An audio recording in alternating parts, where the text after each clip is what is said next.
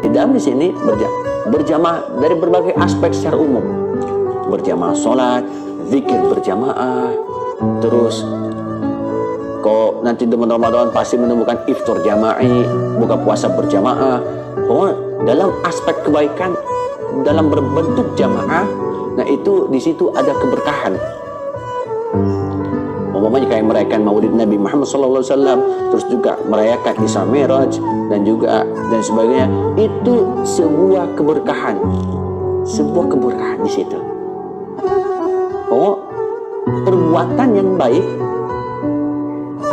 secara berjamaah, kayak sholat berjamaah. Apa itu sholat berjamaah? Ada ngambil dari kitab Kifayatus Shalah karangan Haji Muhammad Nasrullah. Nah, ma makna sholatul jamaah lughatan at-taif. At-taif. Apa itu sholat jamaah menurut bahasa at-taif? Itu golongan. Berjamaah itu adalah at-taif, berjamaah. Golongan.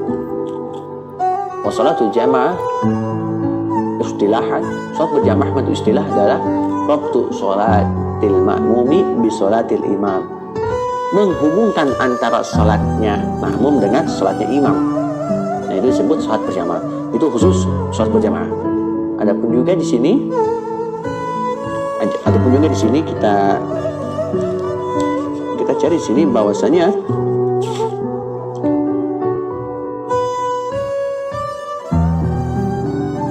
sebentar.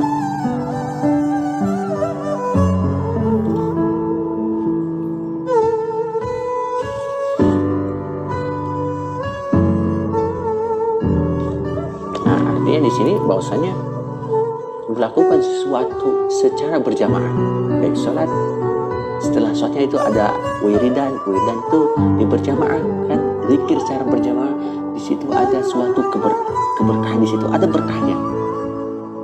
Jadi kalau ada yang melakukan secara berjamaah kayak peringatan Maulid Nabi, terus juga peringatan Maulid Nabi, lepas juga zikir berjamaah, kalau ada yang membedakan, itu suatu kesalahan yang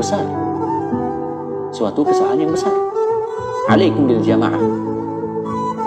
Maka kalian harus berjamaah dalam urusan kebaikan.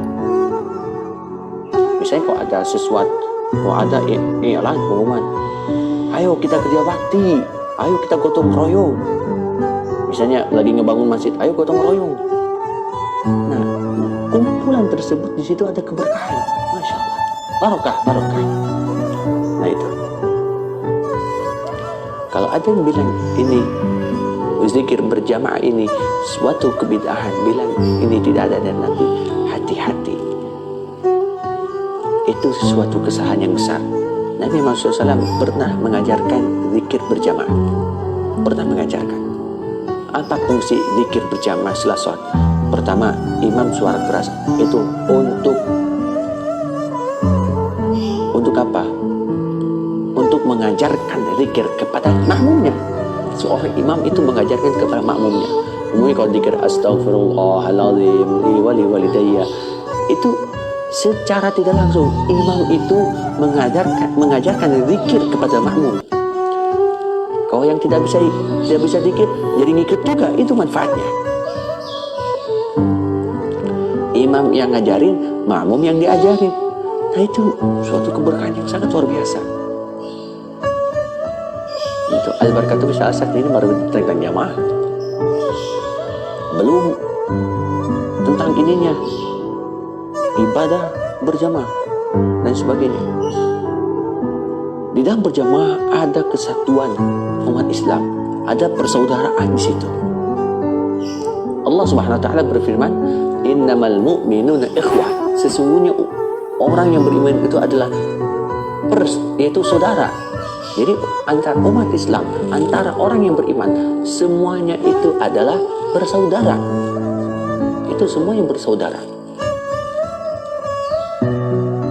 Persaudaraan itu bukan hanya sama umat muslim doang.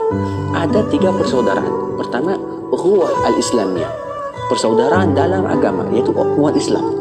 Kalau kata orang Nasrani, ukhuwatun nasraniyah, mungkin kalau menurut mereka, tapi menurut kita ukhuwatul islamiyah. Yang pertama adalah ukhuwah islamiyah. Yang kedua, ukhuwah wataniyah, persaudaraan dalam berbangsa.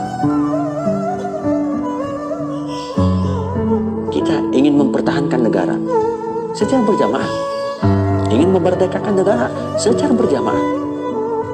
Semuanya, hampir semua itu secara berjamaah. Yang ketiga, ukhuwah basyariah, persaudaraan dan kemanusiaan. Banyak sekali persaudaraan. Nah itu. Sekarang banyak sekali musibah-musibah yang menimpa kita. Kita bisa membantu dari berbagai aspek. Mungkin bisa membantu dari sisi harta, bisa membantu dari tenaga, bisa membantu dari doa. Umpamanya, dari tenaga, seorang pemimpin kirimkan anak buahnya untuk membantu orang-orang yang kebanjiran. Angkut orang yang kebanjiran untuk diungsikan ke tempat yang layak. Secara berjamaah juga. Nah itu suatu keberkahan. Suatu keberkahan. Yang pertama, berkahnya ada. Yang kedua, pahala menolong orang lain ada. Ketika pahala berjamaahnya ada. Dan sebagainya. Masya Allah, Acik. Ini adalah